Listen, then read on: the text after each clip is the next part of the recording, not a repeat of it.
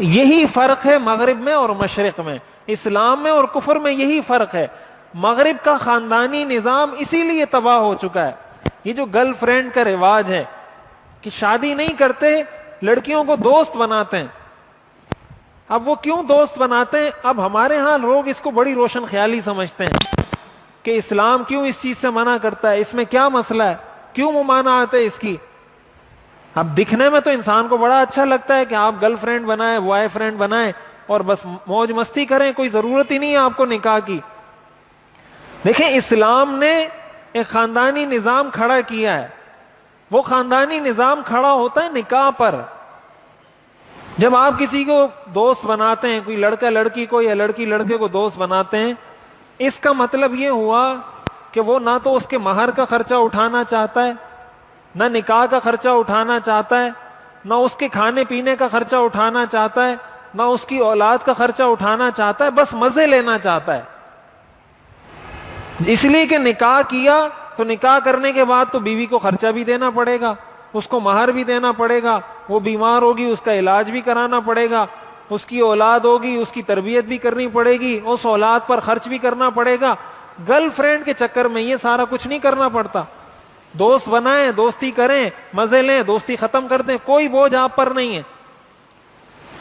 اب دکھنے میں تو بڑا اچھا لگتا ہے کہ اس سے بڑا آپ انجوائے کریں گے۔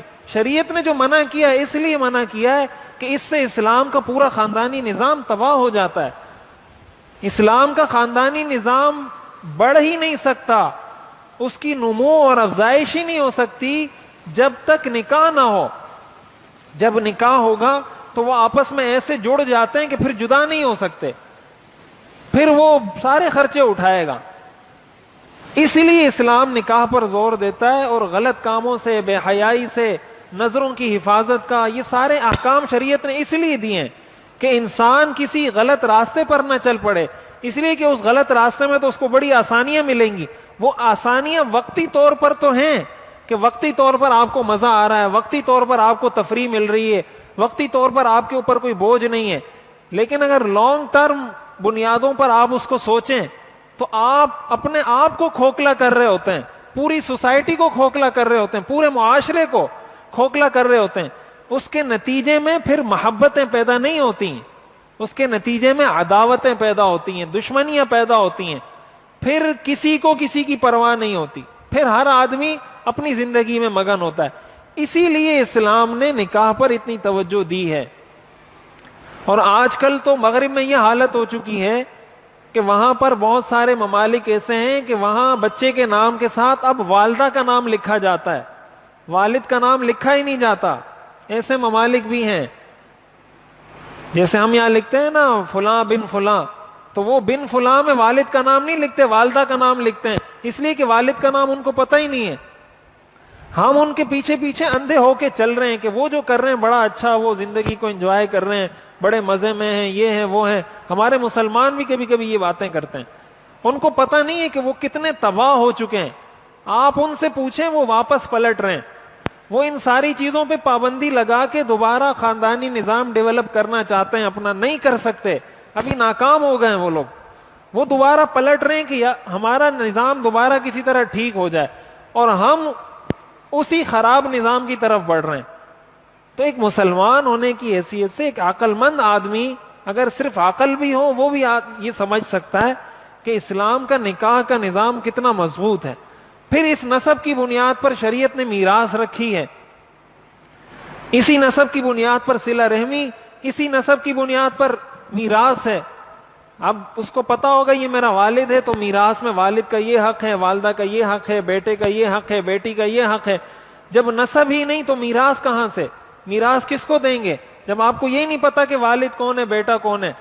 میراث کا نظام بھی سارا اس سے درم برم ہو جاتا ہے۔ تو نکاح کے نظام کو چھیڑنے سے اسلام کا پورا نظام، پورا خاندانی نظام ٹوٹ پھوٹ کا شکار ہو جاتا ہے۔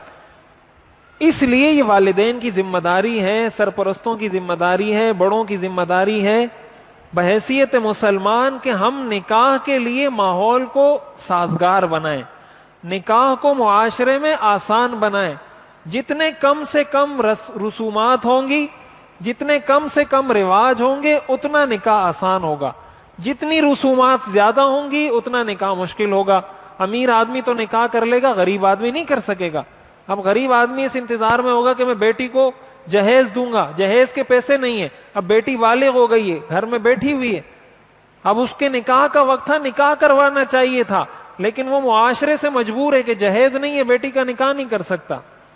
یہ ہم نے یہ مشکلات پیدا کی ہیں اور ہم ہی اس کو ختم کریں گے. ان اللہ لا یغیر ما بقوم حتی یغیروا ما بانفسہم. پہلے آپ رکاوٹ ختم کریں گے تو اللہ رحمت برسائے گا. آپ اگر پانی نیچے کی طرف آ رہا ہے, آپ آگے باڑ کھڑی کر دیتے ہیں اور آپ انتظار میں کہ یہاں سے پانی آئے گا اور اللہ سے دعا مانگے کہ یا اللہ یہ پانی مجھے پہنچا دے, تو دعا سے نہیں آئے گا وہ پانی آئے گا کہ پہلے اس باڑ کو ختم کریں. وہ جو آپ نے رکاوٹ کھڑی کی ہے اس کو ختم کر دیں, پھر بغیر دعا کے بھی پانی آ جائے گا, بغیر دم درود کے بھی پانی آ جائے گا.